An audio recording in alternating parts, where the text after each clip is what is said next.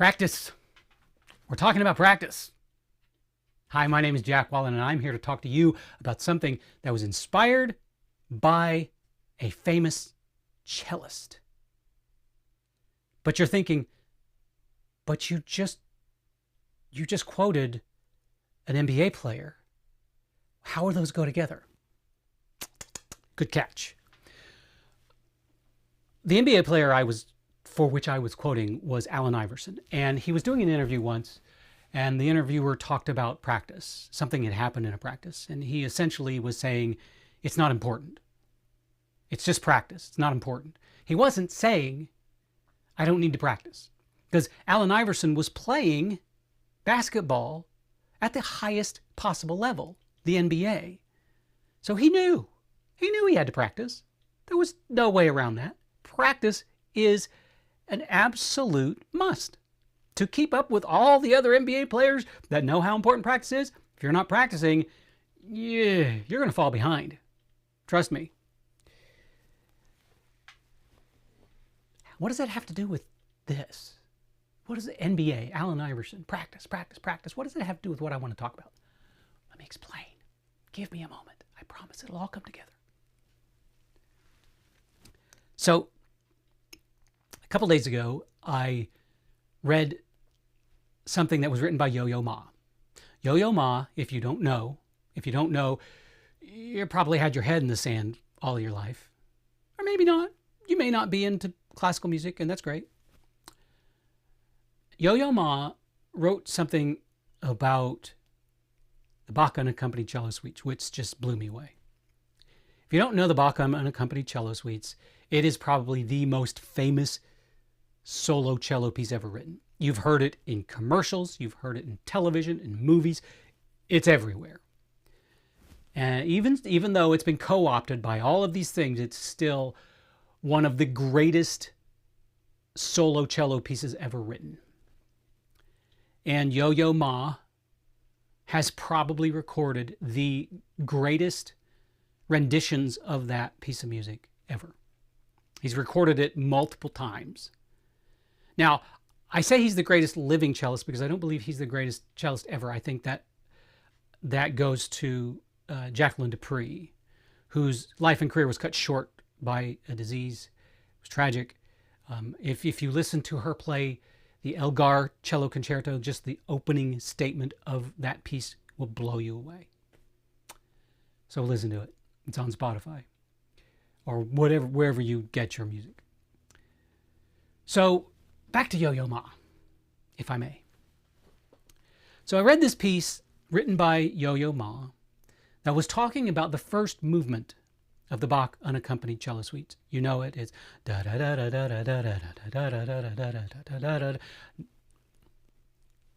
The human voice can't do it justice, and certainly mine can't after a 10-mile run, and my vocal cords are like, eh. So what he said in this piece that he wrote was that he has been trying for decades to get that movement right. Think about it. The greatest living cellist who has recorded this piece of music over and over again, who has performed this piece of music over and over again, who is regarded to have recorded the greatest versions, plural, of that unaccompanied cello suite ever. And yet he admits that he has been trying for decades to get it right. Decades. Not weeks, months, years, decades. I remember when I first heard Yo-Yo Ma play the Bach unaccompanied cello suite. I thought I was hearing something from another world. I was stunned. And my ex-wife and I used the first and the third movement, I think, as music for our wedding. Now, I don't hold Yo-Yo Ma or Bach responsible for that marriage not lasting. That was all on me and my ex-wife. But needless to say, I know that piece of music really well. Never played it. I wish like hell that I would have studied cello. I didn't. I played tuba for a decade or so. Yeah, me, little old me playing tuba. I was first chair. First chair tuba is not really something to brag about. So, what in the world does this have to do with me, you, and a dog named Boo? Practice. I think that every artist, not just artist, everybody, should take a nod from Yo-Yo Ma and understand that practice equals growth. Let me say that again. Practice equals growth. You don't grow without practice. Now, of course, if you're an actor, you call it rehearsing, but that's splitting hairs. Here's the thing. Now, I'm going to talk about my process and how it relates to this. And I know that everybody's process is different. I'm not saying mine's right. Mine is most certainly not right. It's right for me. Doesn't mean it's right for you. Your process is right for you. And I'm not, this is not my attempt to shame people at all. This is just me saying, this works for me. I think this is important. And if you think it's important, then huzzah. And if maybe this isn't something you've ever thought about, then you might start to apply it, which is great. Or maybe you're just like, well, I appreciate what you're saying. It's not my way, but good for you. So when I approach a first draft of a novel, this is going to sound really, really, really weird. So please bear with me. When I approach a first draft of a novel, I look at it like it's like it's final dress. If you've ever done theater, you know that final dress is the last time you run a performance before an audience sees it. And sometimes for final dress, the theater company will invite people in the industry or friends and family or whoever to come see it for a couple of reasons. Number one, the director wants to make sure that their vision is coming across. And number two, especially if it's a comedy, they want the actors to hear the response and get it kind of in their head, in their psyche, that, oh, there will be laughter. I have to hold for laughs. I have to know how long to hold for laughs. All sorts of things that up until then, the actors probably haven't had to deal with. So what does that mean? How do I treat the first draft of my books like it's the final dress of a play? Well, often I will imagine that there are people over my shoulders reading as I go, or that there are people in front of me and I'm reading my novel to them out loud. And I want it to be as good as it can get at that point. To do that, and here we go. To do that, during the first draft, I practice. For example, I'll write a paragraph. That's the first practice. Then I'll go back and I'll reread the paragraph. And I'm like, no, this doesn't work. I need to change this. Oh, there's a repetitive word. Let's get rid of that. And essentially, and a lot of people just say, you're just editing as you go. That's all it is. Well, yeah, sure. That's what I'm doing. But I look at it as a way to reach a certain level. And that certain level happens to be the final dress.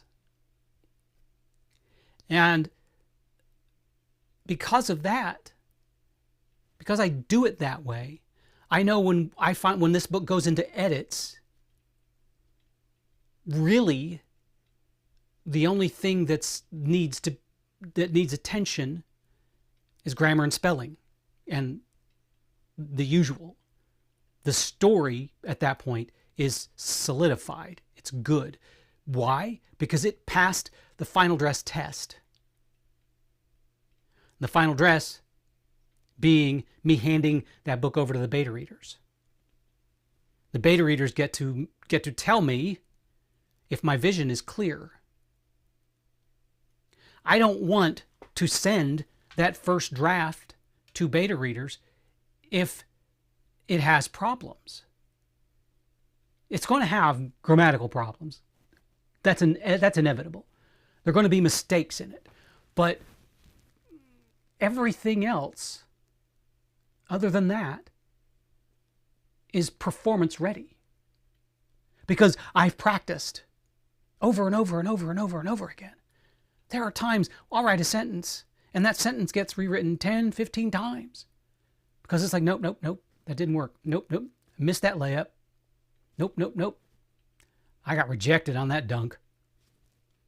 You just have to keep working at it. And then after the final dress, then it's performance time. And performance is the interaction between me and my editor. Because someone with a very keen eye and an understanding of how I work has the manuscript, and they are experiencing it. Now, they're not experiencing it as a completely unbiased opinion, because they are biased, mostly because that person has edited so many of my books, so they're not starting at square zero. And I tend to go through when all is said and done, I tend to go through about 5 rounds of edits. And so here's what's happened. I've gone through to the final dress, and then we've done some performances, right? The performances between me and my editors. So, 5 or so performances. And it's time to open. And the opening night is the publishing of that book. And if that book is not performance ready by opening night, I'm sunk. And let me tell you something. I have, on a couple of occasions, been involved in productions of shows that were not ready opening night. Somehow, by the grace of the universe, it all comes together as soon as those lights go up. But before those lights go up, you're like, oh my gosh, this is gonna bomb. We're gonna fail. And I don't want to experience that as a writer, because there's obviously, we're talking about live theater versus the written word. And, there's a lot of things that go wrong in live theater. Like, people could forget lines. Not me. But ultimately, you will have needed to practice enough to get that book ready for the final dress, so the beta readers can take it in its near complete sense, and then you can perform it with your editor, and then opening night, everything is rock solid. Now think about this. Think about this in terms of Yo-Yo Ma and Wallen and Company Cello Suite. If you approach writing your manuscript every time like that, with all that practice involved, imagine when you start your next piece of work, you're already going to be ahead of yourself from where you were when you started writing the previous book. It kind of looks like this. You're right here for the previous book, and you've practiced and you practice and you practice and you practice and you practice and you practice and you practice, and then you release that book and you're up here. But you don't go back down here for the next book. You're still up here because you've practiced all that time. And all that time during the practicing, you've improved. With every iteration of the book, you've improved. So now you're up here. And we're going to do this and this and this and this and this and this and this and this and this, and then you release another book and you're right here. So the next book you start, you're up here. Now that doesn't mean there will be setbacks. There will be setbacks, and you'll be in the middle of writing a book, like I experienced recently while writing Aftermath. You get up here and you're like, oh gosh, how am I going to do I'm not, what? And then you kind of go down here a little bit. You're like, okay, now I've got to climb back up to where I was because I wrote myself into a corner and that didn't work. So I've got to backtrack a little bit and then get back up to speed and get back to where I was. And that, my friends, is such a crucial part of the journey. Not only the willingness to say, I have to improve, but the joy of just relinquishing yourself to that journey. And instead of going, oh, it's edit time, I don't like this, my editor's going to cream me over this book, oh, it's going to be nothing but red marker everywhere, and she's going to say, the plot doesn't work, I hate these characters, and blah, blah, blah, blah, blah. You should look at the editing process as a joyful experience because it's the final practice. It's the performances. Because every time I've ever been involved in a theatrical production, from opening night to closing night, the show still grows. Even though most everything is set in stone, timing of the lines, the way you say the lines and everything, the blocking, but you're still going to evolve.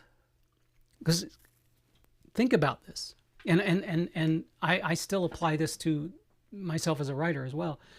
Once a show opens, you're going to be on stage in a scene, and whoever you're acting with, your partner, is going to say something a little differently at some point.